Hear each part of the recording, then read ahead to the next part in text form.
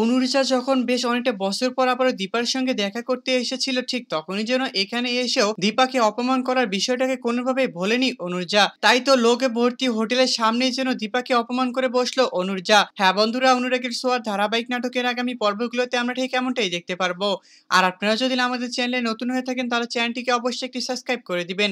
আমরা এপিসোডের শুরুতে দেখতে পারবো যে বিগত কয়েকটি বছর পর যখন আবারও অনুর্জা দীপার সঙ্গে দেখা করার জন্য বিং বং রেস্টুরেন্টে এসেছিল, ঠিক এখানে এসেও যেন দীপাকে অপমান করার বিষয়টাকে ভোলেনি। সে বলতে থাকে যে তুমি এতটা পরিমাণে নির্লজ্জ কিভাবে হতে পারো, তুমি সূর্যের কাছে এখনো কেন যাওনি, বিভিন্ন ধরনের কথা বলতে থাকে অনুজা দীপাকে। তারপর যেন অপরদিকে দূর থেকে সমস্ত কিছু শুনে নিয়েছিল চারু, তাই তো সে মনে মনে ভাবতে থাকে যে এগুলো হয়তোবা তাদের পারিবারিক বিষয়, এখানে কথা না বলাই আমার জন্য ভালো হবে। তখন যেন সে চারু ওখান থেকে চলে যেতে থাকলে দীপা তাকে দেখে ফেলে এবং কি তাকে ডেকে নিয়ে এসে অনুজের সঙ্গে পরিচয় করিয়ে দেয়। সে বলতে থাকে যে ইনি হচ্ছে মিসেস চারু, ডাক্তার সেনগুপ্তর ওয়াইফ। তখন যেন অনুজা এই কথা শুনে বেশ অনেকটা স্তম্ভ হয়ে দাঁড়িয়ে থাকে, চুপচাপ শুধু শুনতে থাকে দীপার কথা। সে বলতে থাকে যে সূর্যের ওয়াইফ মানে সে কি আবারও একটি বিয়ে করে ফেলেছে। তখন যেন দীপা বলতে থাকে যে আরে না, কিছুদিন পরই তাদের বিয়ে হয়ে যাবে।